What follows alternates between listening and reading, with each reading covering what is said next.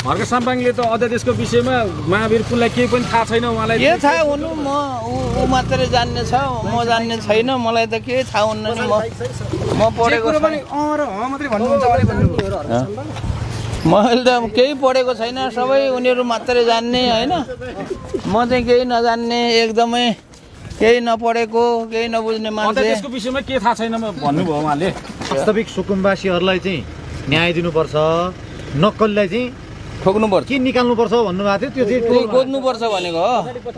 गु निकाल्नुपर्छ भनेको मेरो जिल्लाको मात्र होइन सम्पूर्ण जिल्लाको मान्छेको कुरो के हो भने घर घरमा चाहिँ पिच बाटो आओस् त्यही हो मेन कुरा समस्या छैन पिच बाटोको समस्या होइन अरू पनि छ समस्या थुप्रै समस्या सबैको जनताको डोजरको डर छ कि छैन जिल्लातिर डोजरको किन डर हुने सुकुम्बासीहरू डोजर भन्ने बित्तिकै अहिले त्यस्तो हुँदैन जिल्लातिर गाउँघरतिर त्यो जग्गा त्यत्तिकै खाली आन्दोलनमा उत्रिएका छन् जग्गा चाहिँ खाली जग्गा छ त किन डोजर लाउनु पर्यो त्यो खाली जग्गा पोखराबाट आन्दोलन सुरु भइसक्यो पोखरा त बजार हो नि त सहर हो सहरमा हो त्यस्तो डोजर लाउनु पर्छ सुकुम्बासीको विषयमा के छ काम गर्ने यति राम्रो काम गरिरहेको छन् तपाईँलाई चाहिँ कहिले मन्त्री बन्नु मन लागेन ए हो मन्त्री भनेको कुरो आफूले मन परेको मन्त्री चाहिँ हो भने ठिकै छ काम गर्ने हो ल यहाँ हाम्रो मान्यज्यू सोम शर्मा मान्यज्यू पनि भेट हुनु भएको छ ल दुईजना मान्यज्यू बिच भेट भएको छ ल हजुर कतिजना मैले एउटा मिटिङ थियो हाम्रो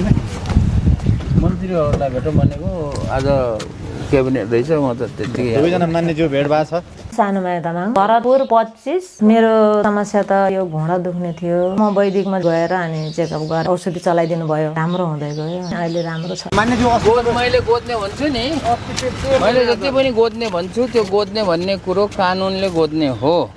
त्यसलाई चाहिँ नियम पुर्याएर सबैलाई चाहिँ त्यसलाई चाहिँ कारवाही गर्ने हो त्यो गोद्ने भनेको एउटा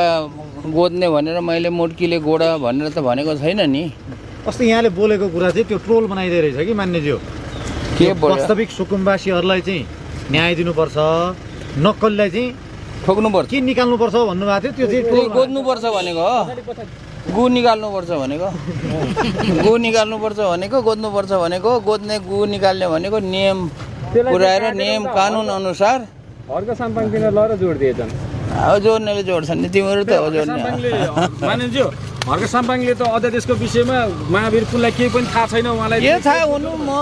ऊ मात्रै जान्ने छ म जान्ने छैन मलाई त के थाहा हुन्न नि म पढेको मैले त केही पढेको छैन सबै उनीहरू मात्रै जान्ने होइन म चाहिँ केही नजान्ने एकदमै केही नपढेको केही नबुझ्ने मान्छे अध्यादेशको विषयमा के थाहा छैन भन्नुभयो उहाँले त्यही त ढुङ्गा बोकेर जाने मान्यज्यू अनि अब 28 गते संसद आह्वान गरिएको छ के भन्नुहुन्छ आह्वान गरेको भएपछि जाने नि अब मलाई पनि थाहा छैन अहिले भर्खर आउँदैछु सरकारले निर्णय गरेछ गरेको भए ठिक भयो अनि किताब बेच्ने कार्य अहिले के स्थगित भइसक्यो छुट्टीमा कुनै दिन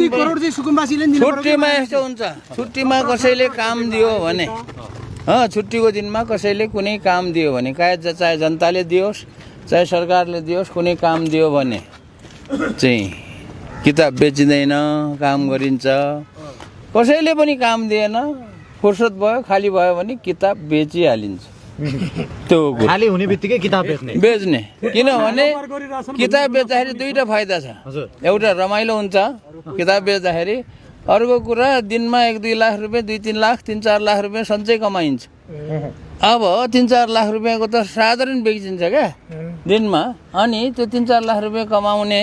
समयमा सुतेर बस्ने अनि अरूको रोजीरोटी फस्नु भएन त मान्यज्यू कसको रोजीरोटी बेच्नेहरूको अरू पुस्तकालय छन् किताब बेच्नेलाई पनि दिएको छ मैले किताब बेच्नेलाई एउटा किताब बेचेको 50 रुपियाँ लिऊ भनेको छु अब केही किताब पसलेहरूले बेचिरहेछन् 50 रुपियाँ नाफा लिएर तर तपाईसँगै आफै जाँदा सडकमा अनि होइन खिच लगिरहेछ यहाँ काठमाडौँ त्यो रोजीरोटी खोज्ने भन्नेले चाहिँ मेरो रोजीरोटी खोज्या हो खोज्न नसकेर होइन अब उनीहरूले कति माग्छ 30% माग्छ 25% मैले भनेको अरे बाबा 10% खाऊ 10% खायो भने कति हुन्छ 75 रुपियाँ आउँछ एउटा किताब एउटा त्यो किताब राखेर एउटा किताबमा 75 रुपियाँ नाफा खाने भनेको ठुलै कुरा हो त। 10% खाऊ भन्दाखेरि कोही मानेन र अहिले चाहिँ खुसीले चाहिँ 50 रुपियाँ किताबमा एउटा 750 रुपियाँमा 50 रुपियाँ खायो भने अब धेरै किताब बेच्यो भने धेरै फाइदा आउँछ। बेचिरहेछ त यो काठमाडौँ यो बजारतिर 4-5वटा पसलेहरूले अब हप्तामा 30-40 वटा किताबहरू बेचिरहेछ। भनेपछि हजुरलाई कहिले किताब बेच्न जाउँ जस्तो लागिरहेछ क्या हो लाग्दैन माने यो अब राष्ट्रपतिलाई पठाइएको जुन संवैधानिक परिषद सम्बन्धीको अध्यादेश आज उहाँले गर्नु भएछ, पेश सदर गर्नु भएछ, के भन्नुहुन्छ? जारी गर्नु भएछ। मैले जारी गरेकोलाई के भन्ने के जारी गर्नुभयो ठिक छ, जारी गर्नु एकपटक फर्काइदिनु भएको अस्ति फिर्ता अब त्यो कुरा मैले हेर्दिनँ, त्यस्तो कुराहरू हेरेँ मैले अहिले सुनेको पनि छैन। फर्काएको हो भन्ने ठिक छ। अब यहाँ त जिल्लामा पुगेर आउनुभयो होइन, संसद चल्दैछ, के छ गुनासा जिल्लाका के छन्, के राख्नुहुन्छ? जिल्लाका गुनासा पोका छन् क्या हो? मुरी गुनासाहरू छन्, अब हेर्दै जान्छौँ। मेन चाहिँ के गरिदिए हुन्थ्यो भन्ने अपेक्षा छ जिल्ला सबैको, मेरो जिल्लाको मात्र होइन सम्पूर्ण जिल्लाको मान्छेको कुरो के हो भने घर घरमा चाहिँ पिच बाटो आओस्, त्यही हो मेन कुरा। समस्या छैन पिच बाटोको समस्या होइन, अरू पनि छ समस्या, थुप्रै समस्या सबैको जनताको। अनि डोजरको डर छ कि छैन जिल्लातिर? डोजरको किन डर हुने? सुकुम्बासीहरू डोजर भन्ने बित्तिकै अहिले त्यस्तो हुँदैन जिल्लातिर, गाउँघरतिर त्यो जग्गा त्यत्तिकै खाली आन्दोलनमा उत्रिएका छन्। जग्गा चाहिँ खाली जग्गा छ त किन डोजर लाउनु पर्यो त्यो खाली जग्गा? पोखराबाट आन्दोलन सुरु भइसक्यो। पोखरा त बजार हो नि त, सहर हो, सहरमा हो त्यस्तो डोजर लाउनु पर्छ। सरकारका सुकुम्बासीको विषयमा के छ? काम गर्ने यति राम्रो काम गरिरहेछन्, तपाईँलाई चाहिँ कहिले मन्त्री बन्न मन लागेन? ए हो मन्त्री भनेको कुरो आफूले मन परेको मन्त्री चाहिँ हो भने ठिकै छ, काम गर्ने हो। ल यही हाम्रो मान्यज्यू सोम शर्मा मान्यज्यू पनि भेट हुनु भएको छ। ल दुईजना मान्यज्यू बिच भेट भएको छ। ल हजुर कता होला मैले एउटा मिटिङ थियो हाम्रो